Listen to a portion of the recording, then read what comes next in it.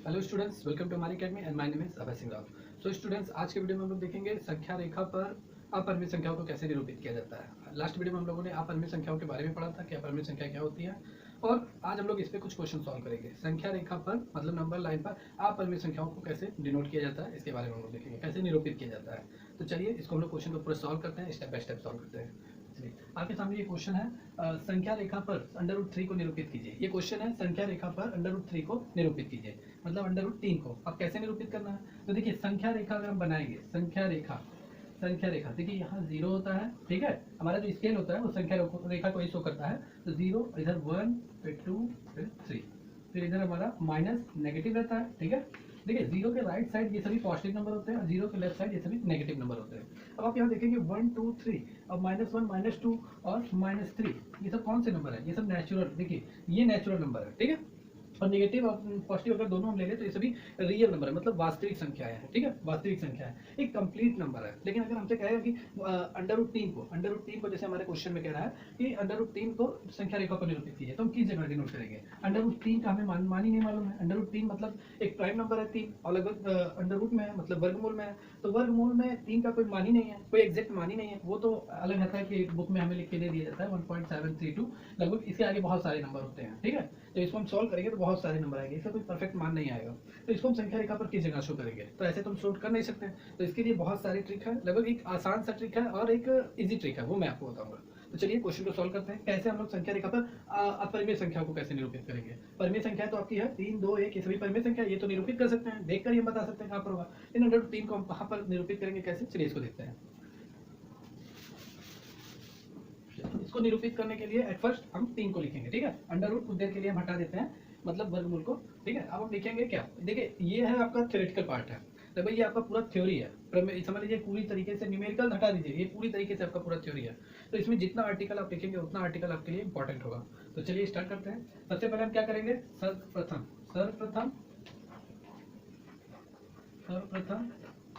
हम 3 को दो प्राकृतिक संख्याओं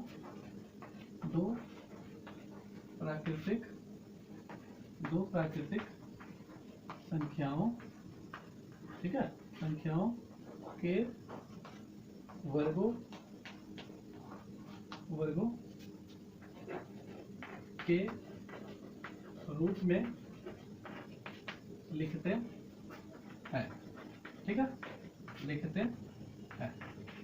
ऐसे ही आपको अपने एग्जाम में भी लिखना, अपने आंसर में भी ऐसे ही लिखना है। सर्वप्रथम 3 को दो प्राकृतिक संख्याओं के वर्गों के रूप में लिखता है। तो फर्स्ट पहले हम 3 यहाँ पे हम लिखेंगे। अब इसको हम दो प्राकृतिक संख्याओं, अगर हम 1 + 2 कर दें, ठीक है, तो ये किस संख्या का स्क्वायर है? ये तो 1 का स्क्वायर है, क्लियर है। लेकिन ये किसी भी संख्या का स्क्वायर नहीं है 2, तो इसको हम फिर से दो पार्ट में लिखेंगे। किस किस में लिखेंगे? 1 + 1 लिखेंगे ना। तो यहाँ पे देखिए 1 का स्क्वायर हो रहा है ना, 1 का स्क्वायर हो रहा है। तो हम क्या कर लिख सकते हैं? इसको हम लिख सकते हैं 1 + 1 + 1, क्योंकि ये सभी 1 के स्क्वायर है, 1 का स्क्वायर 1 ही होता है, ठीक है। तो इस पॉइंट में हम ऐसे इसको लिख सकते हैं, ठीक है। अब हम क्या करेंगे? अब हम संख्या रेखा को बनाएंगे, ठीक है। संख्या रेखा दूसरा स्टेप हमारा है संख्या रेखा खींचने पर। चलिए संख्या रेखा हम खींचते हैं। देखिए ये हमारा संख्या रेखा हो गया, ठीक है। यहाँ पे हमारा 0 होता है, ठीक है, 0, यहाँ पे हम 1, और यहाँ पे हम 2, यहाँ पे 3, ठीक है, सब पॉजिटिव। और इधर हमारे नेगेटिव होता है -1, -2, ठीक है। संख्या रेखा पर हमने खींचा। अब हम क्या करेंगे? अब हम इसको पाइथागोरस प्रमेय से हम इसको पूरा सॉल्व करेंगे, और √3 को मतलब वर्गमूल 3 को कैसे निरूपित करना है, कहाँ पे, सब पाइथागोरस प्रमेय से पूरा सॉल्व करेंगे। तो चलिए अब हम संख्या रेखा पर 1 यूनिट लेंगे संख्या रेखा पर, ठीक है। अब माना संख्या रेखा पर OA इक्वल्स टू 1 इकाई। संख्या रेखा पर हमने OA इक्वल्स टू 1 इकाई माना। O यहाँ पे हम 0 पे कोइंसाइड कर सकते हैं, O को 0 को हम क्या मान लेते हैं? O, ठीक है। और 1 इकाई मतलब क्या? O से A तक 1 इकाई मतलब यही होगा, ये पूरा टोटल 1 इकाई है ना। तो यहाँ पे हम A मानेंगे, यहाँ पर A, ठीक है। OA इक्वल्स टू हमारा कितना? 1 इकाई, ये हमारा हो गया, ठीक है। फिर उसके बाद फिर ए बी इक्वल टू एक इकाई, ए बी इक्वल टू एक इकाई इस प्रकार खींचते हैं, इस प्रकार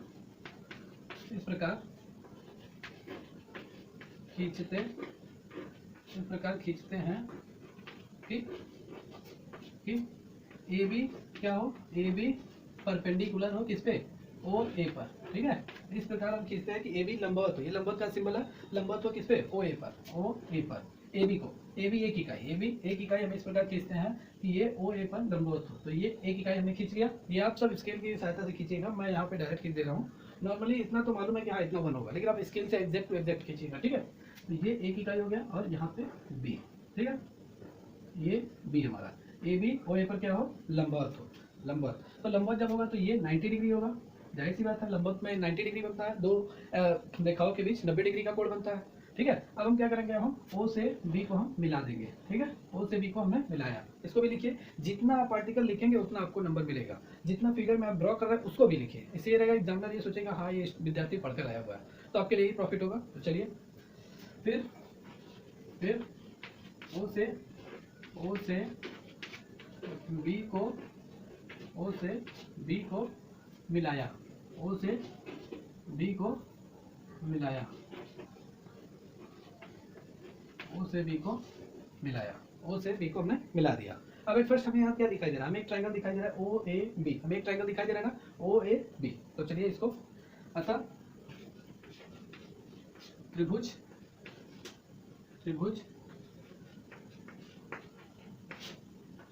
ओ A B, O A B. यहाँ पे आप देख रहे हैं, यहाँ पे ए पर कितना एंगल बन रहा है, ए पे आपका 90 डिग्री बन रहा है, 90 डिग्री बन रहा है। तो हमारा कौन सा 90 डिग्री का कोण बन रहा है, तो कौन सा त्रिभुज हो गया, ये समकोण त्रिभुज हो गया। अब समकोण त्रिभुज हो गया तो समकोण त्रिभुज में हमारा पाइथागोरस प्रमेय लगता है। ठीक है, पाइथागोरस प्रमेय मतलब लंब का स्क्वायर बटे आधार का स्क्वायर इक्वल टू कर्ण का स्क्वायर। ठीक है, तो चलिए इसको हम समकोण त्रिभुज लेकर और पाइथागोरस प्रमेय से हम इसका कौन सा मान निकालेंगे, ओ बी का मान निकालेंगे। ठीक है, अपना यानी कर्ण का मान निकालेंगे।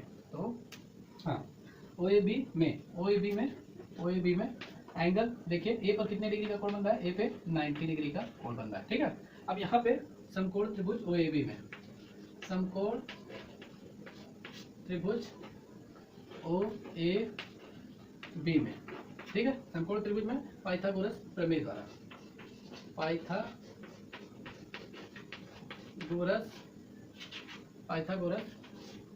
प्रमेय द्वारा पाइथागोरस प्रमेय लगाते हैं ओ ए बी में। तो चलिए लगाते हैं पाइथागोरस प्रमेय ओ ए बी में, त्रिभुज ओ ए बी में। तो देखिए ये होता है हमारा पाइथागोरस प्रमेय। क्या होता है पाइथागोरस प्रमेय, हमारा होता है लंब का स्क्वायर प्लस आधार का स्क्वायर इक्वल्स टू हमारा क्या होता है, कर्ण का स्क्वायर। ठीक है, कर्ण का स्क्वायर। ठीक है, लंब का स्क्वायर मतलब ए बी का स्क्वायर, आधार का स्क्वायर मतलब ओ ए का स्क्वायर, कर्ण का स्क्वायर मतलब ओ बी का स्क्वायर। ठीक है, अब देखिए ए बी इक्वल टू हमने कितना यूनिट लिया है, 1 यूनिट लिया है, तो ये 1 का square. O A equal to 1 हमने लिया है, तो ये 1 का स्क्वायर। ठीक है, और ओ बी का हमें मान निकालना है, तो ये हमारा हो गया ओ बी का स्क्वायर। ठीक है, 1 का स्क्वायर 1, 1 का स्क्वायर 1, यहाँ पे हमारा आ गया ओ बी का स्क्वायर। ठीक है, ओ बी का स्क्वायर। अब O B square equal to कितना होगा, O B square equal to 2। अब यहाँ पे देखिए जब ये स्क्वायर रिमूव होगा तो हमारा राइट साइड में अंडर रूट लगेगा, अंडर रूट मतलब वर्गमूल लगेगा। तो ओ बी का हमारा जस्ट मान क्या आ जाएगा, ओ बी इक्वल टू हमारा आएगा अंडर रूट 2 इकाई। ठीक है, अंडर रूट 2 इकाई हमारा होगा। ओ बी का मान हमारा कितना आ गया, अंडर रूट 2 इकाई, अंडर रूट 2। तो मैं तो साफ से लिख देता हूँ, अंडर रूट 2 इकाई। ठीक है, ये हमारा ओ बी का मान आ गया। अभी हमें कितना निरूपित करना है, अंडर रूट 3 मतलब वर्गमूल 3 हमें निरूपित करना है संख्या रेखा पर। अभी हमें अगर हम यहाँ सेंटर लेंगे, ये रेडियस अभी हमारा आएगा ना, तो हमारा तो अंडर रूट 2 है, हमें चाहिए कितना, अंडर रूट 3 चाहिए।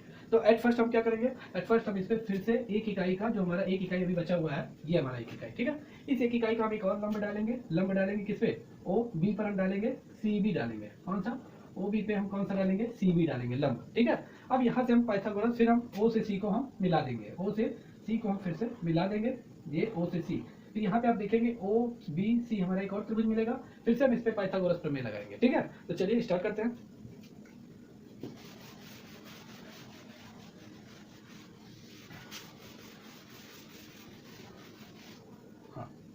अभी हमने क्या किया है, अभी हमने ये किया है कि सी और बी पे मैंने सी भी एक और लंबा रेखा हमने खींचा है ओ बी पर, तो इसको हम लोग लिखते हैं। देखिए जितना आर्टिकल लिखेंगे उतना आपके लिए इंपॉर्टेंट रहेगा। तो फिर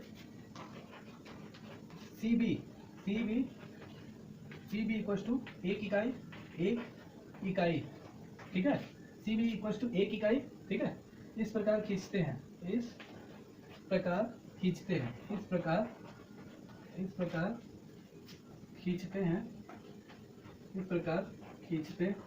हैं कि सी बी लंब हो किस पे, ओ बी पर, ठीक है, ओ बी पर। फिर हमने क्या किया, ओ से सी को हमने मिलाया। फिर यहीं पे लिख दीजिए ओ से सी को मिलाने पर, ठीक है। ओ से सी पे हमने मिला दिया। अब यहाँ पे आपको पाइथागोरस प्रमेय समकोण त्रिभुज क्या मिलेगा, ओ बी सी। देखिए ये लंबवत है ना, तो यहाँ पे 90 डिग्री होगा। तो हमें क्या मिला, ओ बी सी। तो लिखिए समकोण त्रिभुज ओ बी सी में, समकोण त्रिभुज ओ बी सी में हमारा किस पे 90 डिग्री बन रहा है, बी पर। Angle B equal to 90 degree, ठीक है। अब यहाँ पाइथागोरस प्रमेय लगाएंगे, ठीक है। पाइथागोरस प्रमेय, पाइथागोरस प्रमेय द्वारा, ठीक है। पाइथागोरस प्रमेय से आप किसका मान निकालेंगे, ओसी का मान निकालेंगे, ठीक है। चलिए पाइथागोरस प्रमेय, लंब का स्क्वायर बटे आधार का स्क्वायर, और ये हमारा ओसी क्या होगा, कर्ण होगा, ठीक है। तो चलिए लगाते हैं। लंब का स्क्वायर मतलब ओसी का स्क्वायर, कर्ण का स्क्वायर आधार का स्क्वायर ओबी का स्क्वायर, ठीक है। और कर्ण का स्क्वायर हमारा ओसी का स्क्वायर, ठीक है। ओबी इक्वल टू, हम देखिए यहाँ पे एक इकाई हमने खींचा था, तो ओसी का स्क्वायर हमारा कितना होगा, एक इकाई मतलब एक का स्क्वायर। ओबी इक्वल टू हमारा कितना है, √2, जो हम लोगों ने अभी खाली फिलहाल ये निकाला हमने, ओबी का मान √2 इकाई ओबी, ठीक है। और ओसी इकाई हमें निकालनी है, ओसी का मान हमें निकालना है, ठीक है।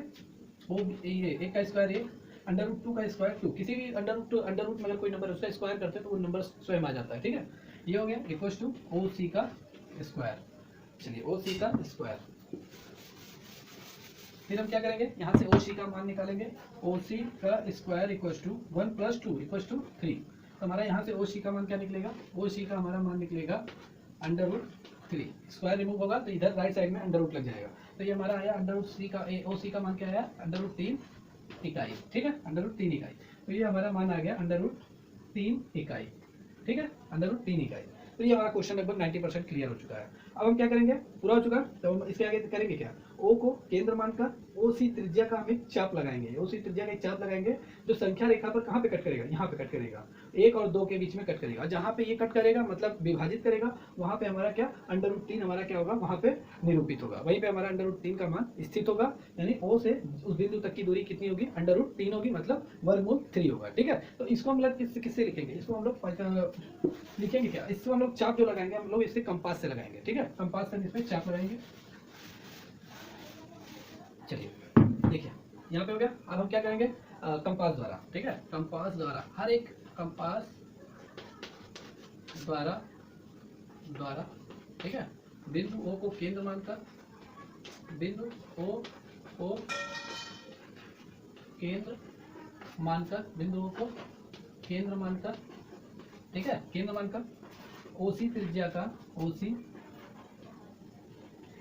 त्रिज्या का एक चाप संख्या रेखा, उसी त्रिज्या का एक चाप संख्या रेखा, उसी त्रिज्या का एक चाप खींचने पर, उसी त्रिज्या का एक चाप खींचने थोड़ा गंदा हो गया यहाँ पे, खींचने पर जो संख्या रेखा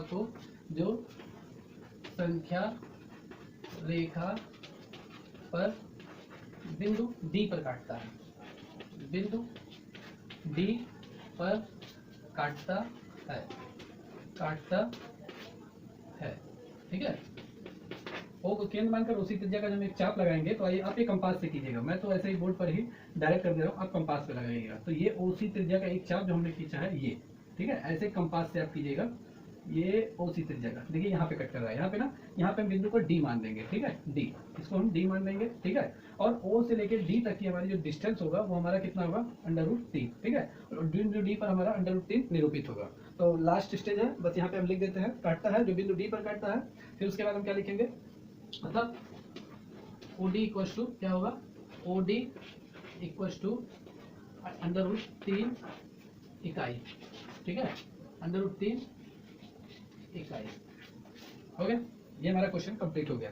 तो ये देखिए √O से D तक की दूरी कितनी होगी, √3, मतलब वर्गमूल 3 हमारा कहाँ पर होगा, O से D तक के बीच में होगा, ठीक है। और लगभग √3 का मान कितना होता है, √3 का जो मान होता है वो 1.73 होता है, ठीक है। और देखिए 1.73 1 और 2 के बीच में आएगा, लगभग 2 के करीब में आएगा, तो ये लगभग हमारा राइट है, ठीक है। तो O से D तक के बीच की दूरी √3 इकाई होगी। तो विद्यार्थियों बहुत बड़ा क्वेश्चन था, लगभग आपके एग्जाम में अगर ये आएगा, लगभग आता ही है, और ये आपके एग्जाम में लगभग आता है तो 6 से 7 नंबर के बीच में ही आता है। और बहुत ही बड़ा थ्योरी है, बहुत ही बड़ा क्वेश्चन था, जो मैंने आपको बहुत ही इजी तरीके से, बहुत ही सिंपल वे में हर एक आर्टिकल को मैंने लिखकर बताया है पूरा, और हर एक पॉइंट को मैंने बड़ी क्लियरली से आपको बताया है। तो बड़े ध्यान से इस वीडियो को देखिएगा, 1 से 2 बार देखिएगा। अगर आपको फिर भी कुछ डाउट होता है तो कमेंट सेक्शन में जाइए, कमेंट कीजिएगा, उसका जवाब मैं, उसका रिप्लाई मैं आपको देता रहूँगा। तो अगर ये वीडियो आपको पसंद आए तो चैनल को लाइक कीजिए, सब्सक्राइब कीजिए, बेल आइकन प्रेस कीजिए। मिलते हैं कुछ नेक्स्ट वीडियो में कुछ नए टॉपिक के साथ, कुछ नए क्वेश्चन के साथ। Take care and good bye.